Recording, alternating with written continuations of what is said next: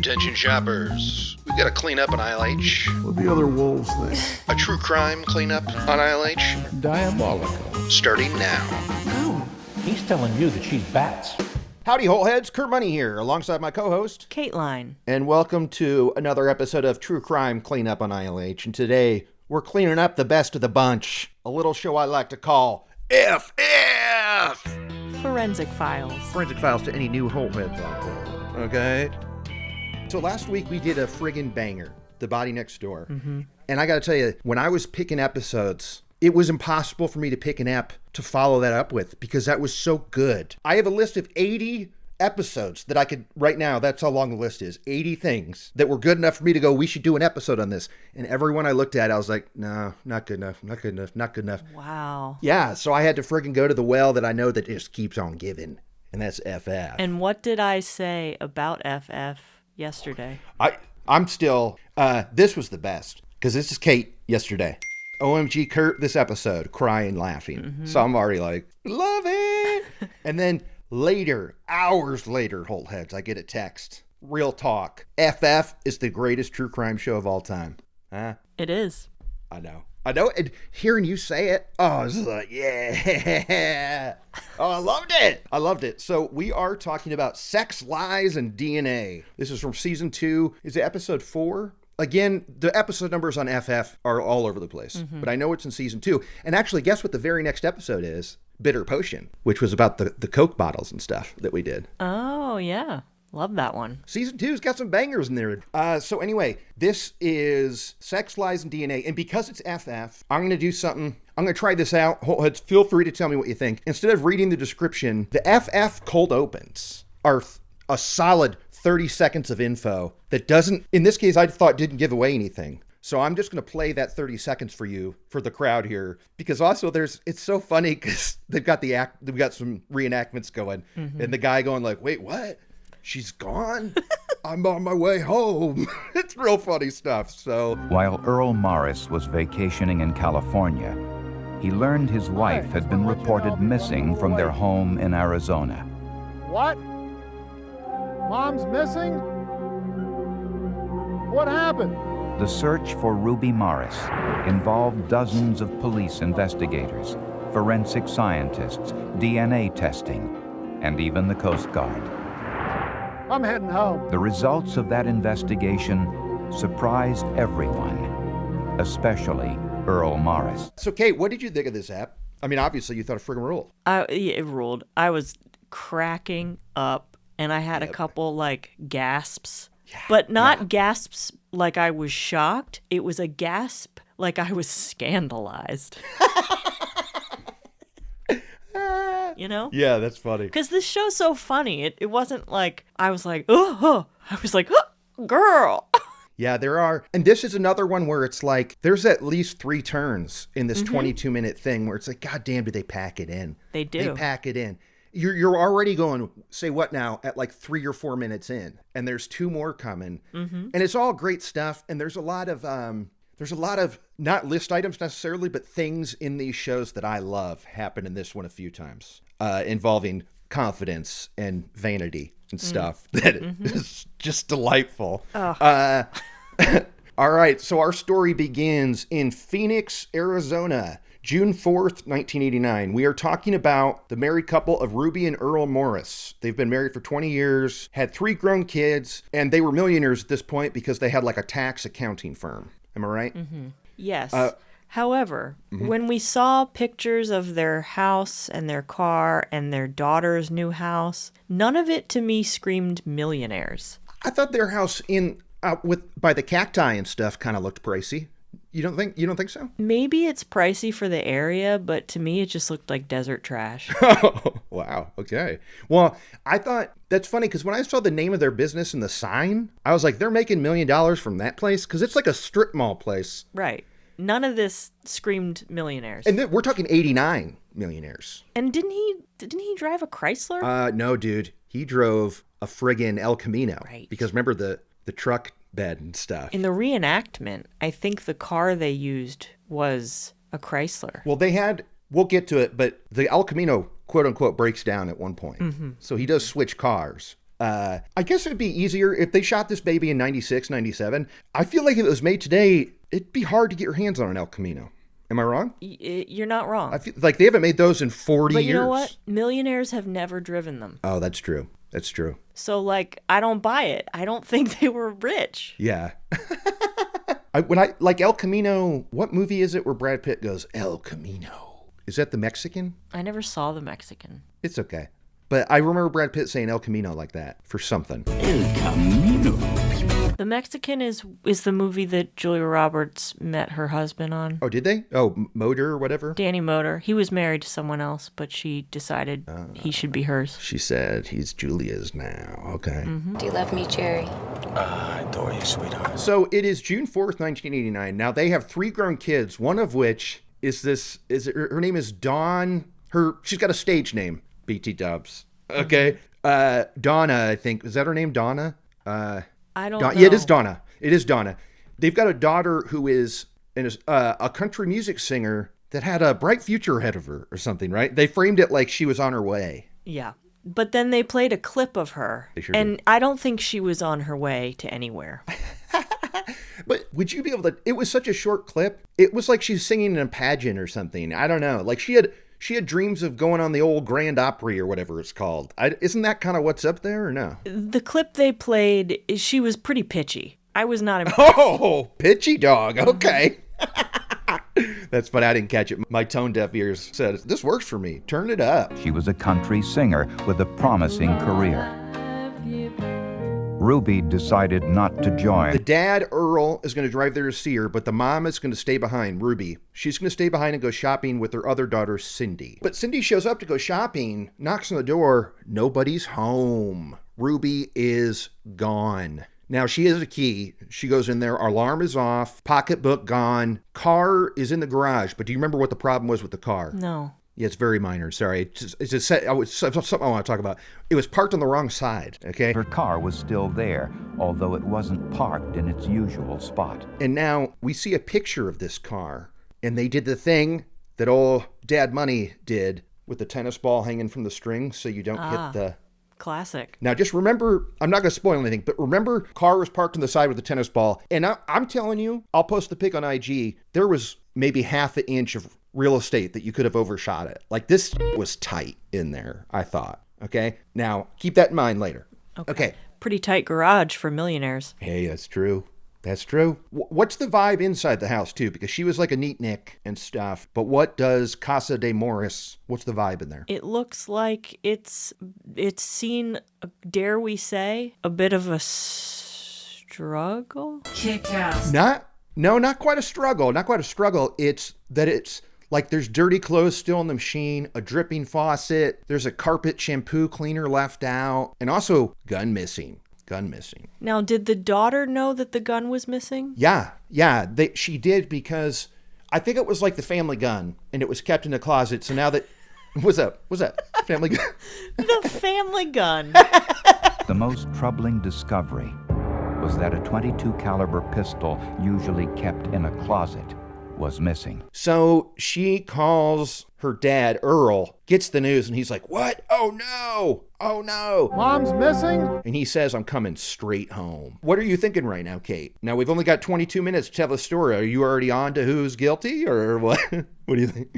I wasn't really, because with FF, like, you kind of don't know where it could go. Yeah. It They could felt pull a rug like that. Totally. It felt like, he was miles away. It couldn't possibly be him. Yeah, that's true. I mean, he's off in California. I found this out reading articles. He actually managed Donna, the singer. He was her manager as well. Boy. Okay. All right, so he is heading home. It takes him longer than expected to drive home. People are like, what's up here? He took longer than expected to drive home, but as soon as he's back in town, cops bring him in. We see a reenactment of it. I'm not sure we heard a recording, but there's an interrogation with him. Well, he's saying he has no idea how this could have happened. He was in California with his daughter. We hear that his wife would have never missed an appointment with her daughter, like to go shopping. It was very unusual that she would have just bailed on that. So the consensus is something very bad happened. She didn't just take off. Yeah, but he does say, I mean, the cop kind of set him up for this. One, Earl says, we were just like any married couple. We had arguments here or there. Okay, fine. So far, so good. He's not saying crazy red flags like we had a perfect relationship. But then the cop goes, is this something that she would do? And he goes, yeah, she would do this, just leave and not say anything, but she'd always come back or call me. Yeah, she's done it before, but she usually calls, or gets mad or something. And we've heard this a lot. And I wonder, what is the percentage of people that this was actually a thing they did, where they just up and bailed for a few days? 0%. Yeah. Because then we talked to her friends, her daughter's friends are like, no, she never just bailed. Yeah. She would always tell people where she was and what she was doing. She wouldn't miss an appointment. Yeah. So he was just lying to the cops. Yeah, and planting seeds for like, well, maybe she left and she's, she dumped him and stuff. So the cops hear this, and he also confirms that the last time he looked, the family gun was also missing, the .22 caliber pistol. Last time he checked, it was gone as well. So Earl doesn't know where this gun is either. Sure. It's odd that he said that, because last time he checked, she was there. Yeah. So for him to be like, the gun went missing before she did, is weird. Yeah, that's true. He says, and I know, they ask him like, hey, what's up? Took you a while, Phoenix to San Diego or whatever. And he's like, oh yeah, the thing is, my car broke down, so I actually had to get a rental. So that's what I'm driving right now. And they say, okay, let's see your luggage, Earl Morris. And what's the telltale sign on his luggage that already marks lie number 1, Kate? Well, there was an airline tag Yeah. for a flight. Attached to Earl's suitcase was an airline luggage tag for a recent flight from San Diego to Phoenix. They're like, I don't know, this luggage tag says otherwise, and the date is like yesterday. Yesterday. So yeah. Flags are getting raised about Earl Morris, so they call up the airport and they get a hold of the flight log. Now, there's no Earl Morris is on there, so it sounds like he's in the clear. But there is a guy who flew named G. Norris. And I guess this was back in the day where you could just say you were anybody. Yeah, what a time. No IDs needed. Just buy your ticket and get on the plane. A search of the passenger list from that flight did not include the name of Earl Morris, although there was a G. Norris listed. Yeah, and so they're like, okay, that was probably him, but let's talk to some of the flight crew. So they talk to the flight crew, and one of the flight attendants says that they show a flight attendant a lineup of like 6 dudes, and instantly she picks somebody out. And why is it? She says, oh, that guy was on the flight. I remember his awful toupee. Kurt, this is when I texted you. Yes. One of the flight attendants remembered him distinctly because of the poor quality of his toupee. And we see a shot of the toupee, and it's pretty bad. It's pretty every shot of him with it on, because, surprise, he wears it later in trial. He never loses this toup. But the shot they show is god-awful, right? So it's like the side of the... Yeah, and you see like a strip coming down. Now, this was where it begins, where I just go like, dude, you're freaking vanity. Like, you wear this toup because you don't want to be bald or whatever. And that's what made people remember you, because they were laughing at your ass. And that's kind of what sunk him. Yeah. This was definitely the first time where it was like, oh, this guy is a pretty good suspect. But my God, did I lose my mind when the toupee thing. Same. Oh. Same. And you know what? I think he was actually a pretty good looking dude. He should have just rocked the bald head. Yeah. Now, how old do you think he was at this point? I think he was probably much younger than he looked, because back in the day, people who were 40 looked 60. Yeah. He was 48. Yeah. But, Kate, I thought the same thing. I thought, I already know I hate this guy. Yeah. But if he had lost this toup, he would have had like that badass, mean old guy face that he could probably do stuff with. Like, he was in shape, it looked like. Yeah. When we see him on the stand, he's like good looking and like seems charismatic and all that bull. Yeah, but he had to have this toup. Oh, but he was just a vain narcissist. I like to think that he was flirting with that flight attendant. Oh, totally. Right? And so when he hears this, he thought he was in with this flight attendant, and then for this to come back. Oh, and back then they had to be really sweet no matter what. So he was probably thinking she was flirting back, but really she's just like trying to do her job. Yeah, no doubt. So they're like, all right, let's get back in the house. Okay, wait, one real quick. Somebody on Facebook, I was doing some digging earlier, and somebody was like, this guy did my taxes for the following years, 85, 86, 87. And the next comment was, did he really have a bad toupee? And this guy goes, I never noticed. What? Wow. This guy probably had his own toup on or something, right? I mean, Probably. guys, hold heads, you could pick this toup out of a lineup instantly, right? Because it was like black. Yes! And he did not have dark hair. No! His beard and stuff was light. It's really, really bad. Oh, man. Okay. So they take out our trusty friend, Luminol. Your boy, Luminol. Yep. My boy. What happens? Everything turns blue. Like, Yes. there's blood splatter on the bed, the headboard that looks like a telltale sign of a gunshot. 2 of them. Yeah. Layered, one on top of the other. There's blood in the shower, like something had been cleaned and rinsed off. There's blood on the carpet that had been cleaned. Blood on the mattress. Blood in the mattress. Yeah. Big time. I mean, I was writing them down as it was going, and I stopped at a certain point because it was like, we'll just say it was everywhere. Everywhere. Because it was everywhere. And they were particular about this. They were saying it was a mist pattern. And they showed us still images from a video. I guess they couldn't get the rights to the video, but we saw like on a shooting range, somebody shooting and seeing the mist. But they're like, this is not spatter you see from a knife wound or an impact. This is like a close range fire. And yeah. So anyway, mist galore, luminol. Yeah. Inside the mattress is crazy. I mean, that's a lot of blood. Okay. So they're going, whose blood is it?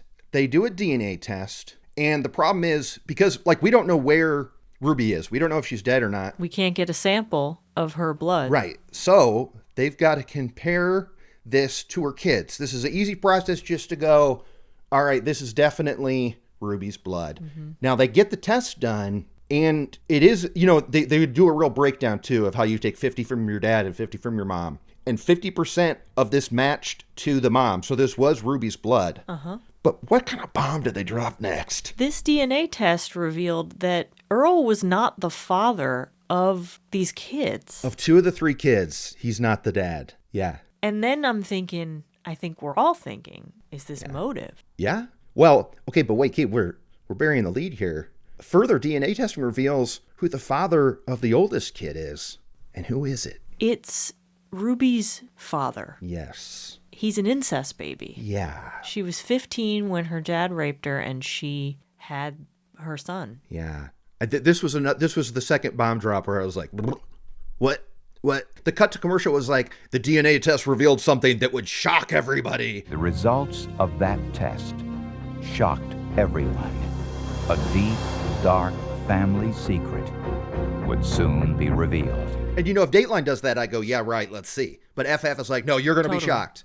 Get ready. And I thought it was just going to be that Earl wasn't the dad. Yeah. Now, when I first watched this, they made it sound like, I thought 2 of the kids were from the Pops, but only one of them was. One of the kids, though, they didn't know whose dad it was. I think they left it out because they don't want to paint Ruby in a bad light. Right. We felt that perhaps the family would be surprised by it. This is revealed. I mean, they press charges on Gramps, and he's arrested and stuff. I love that they did that. Yeah. I feel like that doesn't always happen, especially back then. Yeah. Yeah. Now, I couldn't... There were charges for incest, not for rape. True. It was cut off. It said incest and I thought maybe it was the beginning of the word contributing to or something. But it did lead with incest. And when I tried to look it up elsewhere, the article about the FF was like, there's no record of, they couldn't find whether he did any time for it and stuff.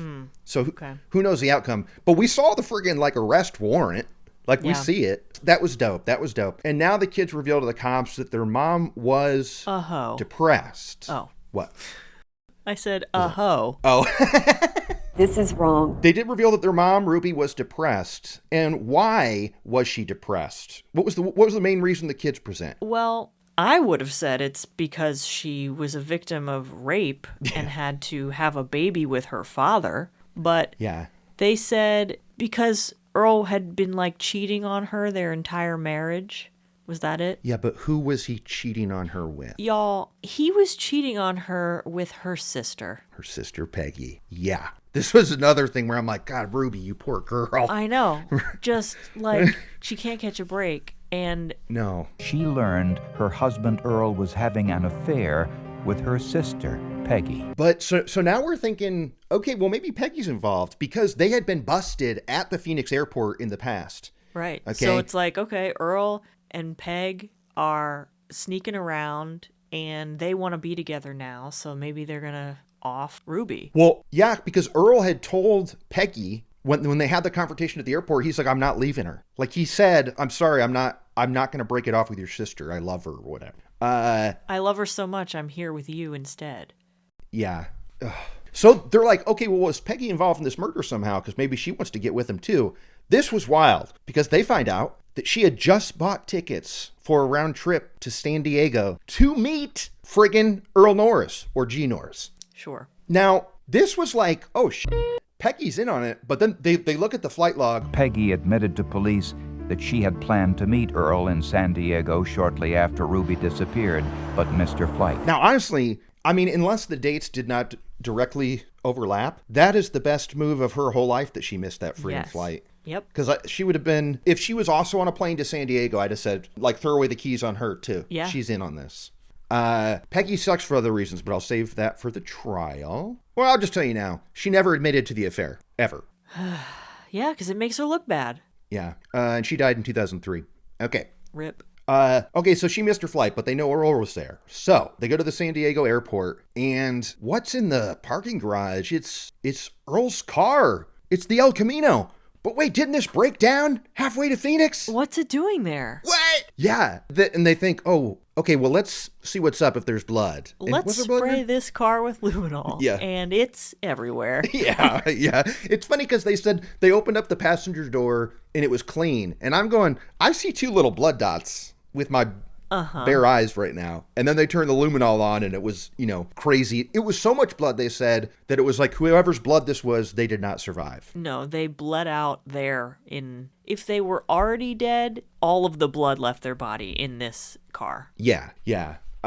So again, it's like busted with that luminol. So, I mean, we have so many more evidence things we're going to unleash that will bury the person we're thinking. But right now, I'm like, he's done for. Mm-hmm. The blood matches the blood in the bedroom, BT dubs. Yeah. That's in the El Camino in San Diego. So Earl's not getting out of this, I don't think. No. Okay. They go to a marina in San Diego where the Morris family had a boat and like a slip and stuff. Mm-hmm. So look, that says money to me that they had a boat and a slip in San Diego and they lived in Phoenix.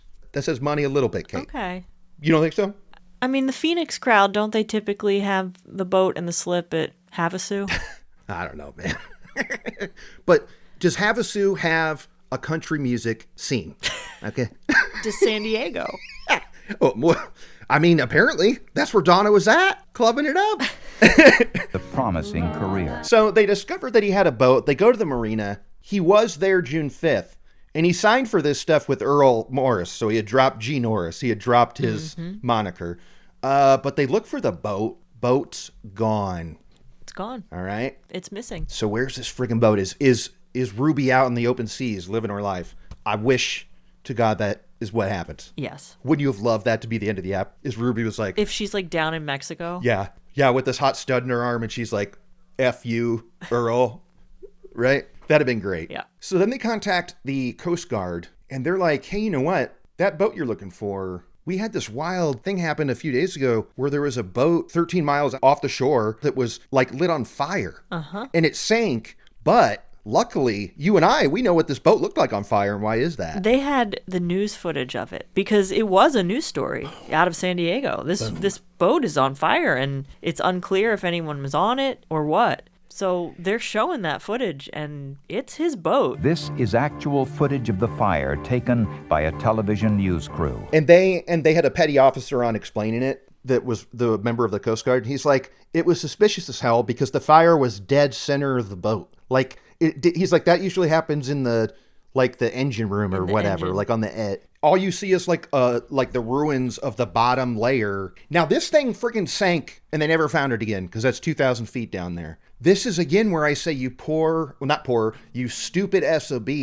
Like, I'm sure the news got a call that there was a boat on fire, but it only took minutes to sink. So this was another thing where luck is not on Earl's side. No. They were able to videotape this friggin' boat sinking. They got a helicopter out there that fast after word of a fire. Yeah. When it only took a few minutes. Yeah. So then they're like, okay, well, if he set that fire, how would he have gotten back? Yep. And what do you know? He rented a smaller boat that day, and there is Under his real name. a paper trail under his real name.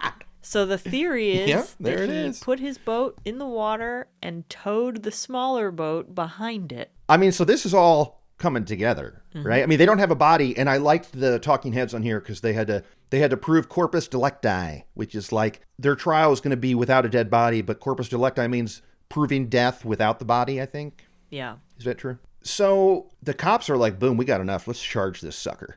Now I got to add a little extra info here. The People magazine interview was with Donna Kelly, the country singer daughter. And FF might have shortchanged her a little bit that she was involved in discovering this info about the boats. Okay. Really? Yeah. Now in the People article, it's saying all this stuff she did. And at one point it says, turns out the cops have been talking to the Coast Guard. So it could have been like parallel thinking.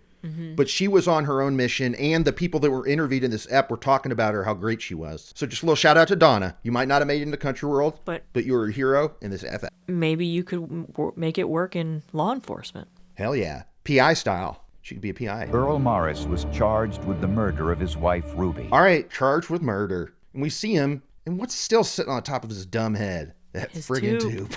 I couldn't believe it. This friggin' So tube. stupid. Oh, so he looks like shit. And we hear the prosecution's theory. This is pretty crazy. So I'm about to describe what their theory was. Now, keep in mind when the defense comes back, they're gonna call this all an unfortunate accident. Sure. So just think about all these steps. Okay. Earl shoots Ruby in the bed twice. Now we know twice because, like you said earlier, blood had dried, and then there was a new spray pattern in a different direction. Right. Dried on top of that. And so they're going, well, she didn't shoot herself because... You can't shoot yourself in the head twice. And certainly not at like different points. Different angles. Yeah. He removes her clothes, gets her in the tub, cleans her up, dresses her in a jogging suit and a baseball cap. Okay? And they carried her body to the car. So there's like blood trail in like the sliding door entrance too, right? And now this was wild. Car Kate, I mean, this is where El Camino comes in. Car didn't have a trunk. No. So what's he going to do with his dead body? He props her up Weekend at Bernie's style in the passenger seat. And they drive all the way to San Diego, stopping at gas stations. Yeah. And she's just asleep. Yeah. Yeah, and they do the reenactment. I mean, they left a little blood on her forehead. But hey, she was dripping blood at this point. She was. It's a head wound. Yeah. We find it later. So now this is, I mean, look, if you're already a monster enough to do the killing of a loved one or anyone, what's that drive like? It's a 400-mile drive with a dead body next to you, pretending to be alive. Like when people passed on the highway, did he pretend to be talking to her or stuff? He What do you think? must have. You're at the gas station like, oh, she's sleeping. She's just asleep. I'll get her a Kit Kat or something. Yeah. Earl stopped once for gas, and no one noticed that his passenger was dead. Boy, crazy, huh? I mean, it is so much a Weekend at Bernie's outfit, the jogging suit and a hat. It is. I mean, it's straight up. Straight up. Okay, so he drives to San Diego, blood's dripping. He towed his boat to the launch, put her body and sheets and gun into the boat, along with a lantern and gasoline. Okay? He towed his rented boat out there, got in the rented towed boat, and then threw the lantern into the boat to set it on fire. But he threw it to the middle of the boat instead of, he could have just done it right there at the engine and made it look like an engine fire. Yeah. Just one more move where it's like, dude, you wouldn't, he's so doomed from the jump with all these decisions he's making, but he's pretty dumb. And then he didn't report his boat stolen. No, great point. He could have. He did not. Yeah. Okay, that's the prosecution's theory. They've got all this great stuff, but still they're going, you don't know what a jury's going to do. We don't have a body. Okay. The defense could come in here and say, like, we don't know where she is. There was a sighting of her in Mexico. And then it's all of a sudden we got a hung jury and we got to do this again in 5 years. That might have been the smart play if your name was Earl Morris. Yeah. But Earl's dumb. But instead, he gets up on that stand. Mistake number one. Okay? Oh, yeah. And now what's his theory of what happened? Well, going back to the accounts that Ruby was depressed, he claims that she committed suicide and he found her. Yeah. And he just decided to clean it all up and take her. Yeah, I mean, he admits he said he was in the garage working on something and he heard a gunshot and he discovers his wife dead and he thinks the cops are going to think it's me. So instead, I put her body in the tub, washed her, put her in a Bernie outfit, drove 400 miles to San Diego, and then took her in a boat out to the water. He admits all these things. I mean, he's going, I started the boat fire. I got rid of her body. Now, we know this is complete horse because that's obscene. But I loved the victory lap, the prosecutors on FF. And you could tell he has been dining off this story with his fellow prosecutors because he goes, before this, we didn't have any proof she's dead. Right. And then this dumbass gets up on the stand and confirms that she's dead and that he got rid of the body. Thanks, dude. Thanks. You just sunk yourself. You just, like, that was the only chance he had. Up until that point in time, we had circumstantial evidence that she was dead. No one to say, I saw Ruby Morris's body. No one to say, I saw Ruby Morris injured. No one to say, yeah, I saw the shooting, I heard the shooting. Oh, that's the stuff I love. Like, imagine me, that prosecutor sitting there when Earl starts talking, and we hear him too, and he's crying a little bit. We're not seeing tears. We're not seeing He's tears. so sad. Yeah. Did you make any decisions? Yes, I did. What decisions did you make? To hide the fact with what she'd done. Oh, man, I loved it. So. And do you think the motive was so that he could be with her sister? Or do you think he had been cheating on her with multiple people over the years? Do you think he was just done? Or he found out that the kids weren't his? Or he's just a dick? I actually have the answer to this. I have the answer to this exactly, because during that explosive fight at the airport where Ruby was there putting her finger in his chest and screaming at him, is she said, we're getting divorced and I'm not settling for 50-50. I want 3/4 of what you have. And then she also threatened to out him for skimming off the top he was doing in his dumb tax business. Mm-hmm. So, I mean, that's the motive right there. It's like money's gone. Oh, and I'm going to have to do some jail time. Like that's what he's thinking. Yeah. Now, this is another classic example of, like, when you think that a person who murdered their spouse, there's nothing else they could do that would top this or make you be grossed out. But he says she killed herself because of depression and guilt. Depression because her husband was in love with her sister, and guilt because her husband wasn't the father of her children. To frame that as guilt, I mean, no, I don't. No, it's so like, dude, what? I don't. Oh. So obviously, nobody buys this shit. No. Okay? Oh, also, Earl says, another thing he offers up, I shot her in the left side of the temple. Well, Earl, your wife was right-handed. Did you not know that either? Yeah. And the cops were like, you can't shoot yourself with, it was long barrel too. You can't shoot yourself with your right hand on your left side. Now, I guess you could argue she used her left, but I thought about this today. I would use the hand I use if I was going to shoot myself. Yeah. Right? If I was preparing to do a task with a gun that had to work, yes, I'd use the dominant hand. Yeah. So that's just so funny. Like, think about this. He didn't know or think about that his wife was right-handed, which is crazy. Mm-hmm. And then we think about all the stuff that was left at the house, like the car parked on the side with the tennis ball hanging there, where it fits like a glove, right? Mm-hmm. And that was the first sign, because they go, that's not the side Ruby parks on. So already his ego and his selfishness sinks him. And then also, the house is in the shit because he's never done laundry. Okay, he used the carpet cleaner to clean up the blood as best he could, but he didn't put it back because he's never done that before either. Like, think about this. Totally. What a piece of shit. Just such a classic douchebag husband who's good for nothing. Go ahead. No, I mean, he's a piece of shit. The way that he was sunk because of all these things, like, he had been babied as like a husband in old-timey times. Like, traditionally, a husband was, he just had to make the money. I'm a provider. Yeah. And it's like, dude, as soon as she was gone, you were screwed because you couldn't think what hand she used. You couldn't dare park her car where she did. Like, I love this stuff. Now, he gets 25 to life, so he could have had parole after 25 years. I'm happy to say his parole was denied in 2019. I couldn't find information if he's still in jail, but if he's still alive, I'm pretty sure he's still in there. So that's cool. That's cool.